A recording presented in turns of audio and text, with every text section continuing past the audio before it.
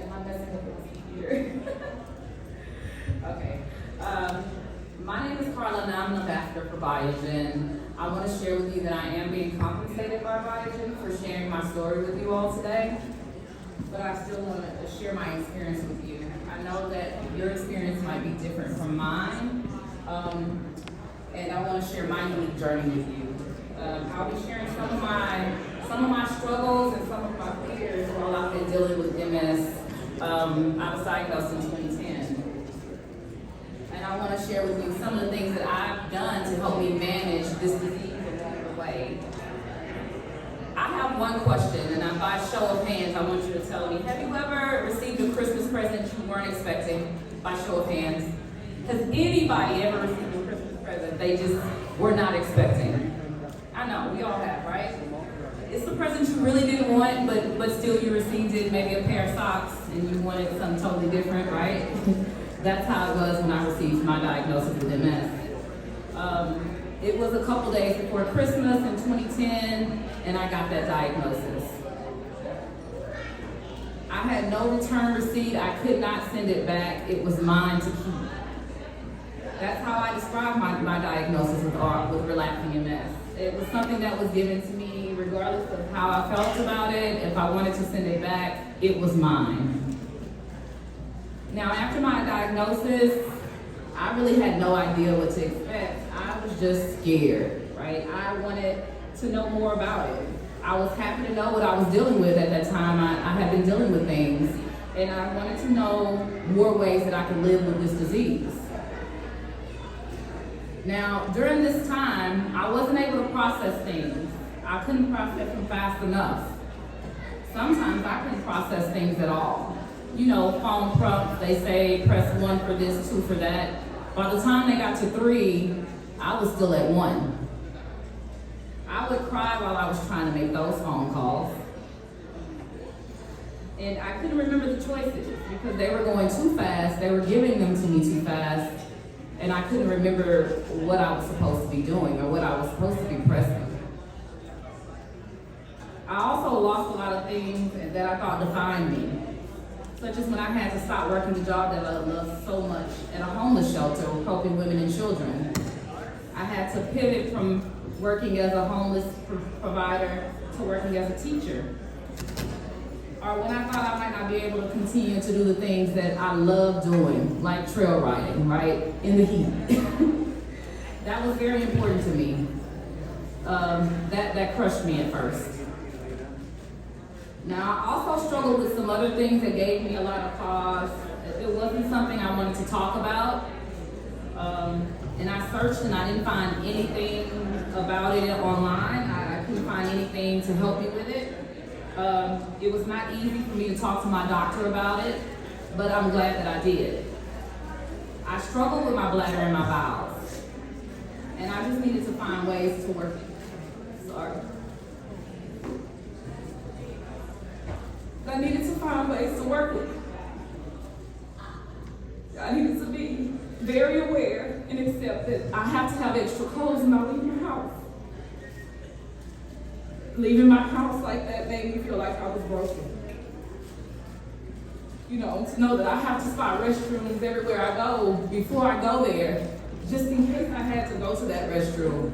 And I had to make sure it was accessible. That's a constant in my world. To have to put on a diaper to protect myself from myself, that's a struggle that I have daily. And in that brokenness, all I can do is prepare myself. When I go out, I ensure that I'm aware of where all the restrooms are located. And I make sure that they're available. Some places don't allow you to use their restrooms, so I have to make sure that if I'm there, it's a restroom that I can access. As I continue to look for ways to make this symptom a symptom that I can live with, my doctors play a very intricate and important role for me. I had a lot of decisions to make. I made some of my own personal goals. I started to watch what I was eating, and I began to stretch more often. I began to walk more often. I began to eat healthier foods. And I removed some of the foods that gave me discomfort. And I'll say I felt much better. I made these changes very slowly over time. And then one day I woke up and I realized I began a lifestyle change. Again, please remember, this is just my experience. You should always speak to your healthcare provider before making any changes. Now, with the help of my healthcare team, I got to learn more about her, MS that is, and what she allowed me to do, and how she allowed me to make changes in my life. I went through a brief period where I would just wake up and experience a lot of MS symptoms. I didn't feel like myself. It was starting to define who I was. But with my healthcare team, I've been able to come up with a treatment plan and manage some of my relapsing MS symptoms. Now, along the way, I've lost some things along the way. I lost my ability to be the parent that I once was. I've lost a lot of relationships due to my relapsing MS. I'm sorry. It's all right. It's all right. You got this. My family didn't understand when I couldn't attend family gatherings. They didn't understand why the usual happy, ready to have fun. While I was sad, why was I sad and I was down and I didn't want to do anything but stay at home. And they couldn't understand it. They felt that because I looked good, that must have meant that I was good. But inside, I was hurt emotionally and physically. I was in a lot of pain. I was dealing with a lot of MS symptoms that were unseen. I didn't want to share what I was going through. I didn't want to scare anybody, and I didn't want to make anybody worry about me. I didn't understand what I was going through myself, so how would I explain it to them? Every day was different for me. Every interaction was different. Every feeling was different. This is probably one of the hardest things I've ever had to face in my life. Now, after having my daughter Soraya, I vowed to be the best parent I could be. So Soraya went to work with me and we enjoyed the outdoors more often than not. She was able to learn that though we may have accidents, simply cleaning it up fixed the problem. That looks different now. My mood swings are everywhere. And due to my heat intolerance, I can go outside and I might not. Thank you. My worst fear was just passing out and leaving my daughter defenseless by herself.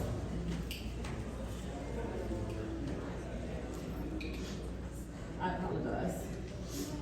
So for many years following my diagnosis, me and Soraya would just stay at home. Soraya did have to call for emergency help on several and more occasions than I would like to count due to my relapsing MS symptoms. I know that she's had to grow up way too fast due to my not so good days. And I'll forever feel like I failed her as a parent. But I know she's strong. She's resilient. And I know I'm supposed to take care of her. And she's had the roles reversed on several occasions due to my relapsing MS. And I pray it doesn't hinder her as she grows. I hope it helps her grow. Life was uncertain for me. I had no idea what to expect. Like, relapsing MS changed the entire trajectory of my life. Learning more about this disease was my goal in 2010 when I was diagnosed, and it's still my goal today. At first, I felt like I was fighting with an enemy, and she won every time. I never won the battle. That I had to accept the challenges that came with this disease because I had no power to stop it. That I had to work with it. I've always enjoyed helping others, and I've spent a large part of my life putting other people before myself. When I felt like that was in jeopardy, I didn't know who I was, and I didn't know how to put myself back together. Relapsing MS slowed me down enough for me to realize what my destiny is in life and what I'm meant to do. One of the things that have allowed me to continue to help others is that I've been able to maintain my job as a special education teacher helping children in behavior support services. But sometimes it's very, very hard for me to do it. I have to maneuver through things that my brain has to process. And overcoming these challenges and helping students keeps me going on a day-to-day basis. I did eventually realize that my relationships, things, and my career do not define me. That I'm the defining factor in my destiny, not MS. That I didn't want to be known as the girl that has MS named Carla. I wanted to be known as Carla who just happens to have MS as a passenger and to be an MS survivor. As angry as I was at RRMS, this disease has given me clarity. It has given me strength to push forward and push past what I thought I was capable of doing. Before, my fear guided me. Right now, my perseverance guides me. My love guides me. I make an effort every day to accomplish things that my heart desires and that my mind can fathom. I have to believe I can because giving up is not an option for me. As long as I push myself beyond my comfort zone, I feel like I'm reaching for the stars.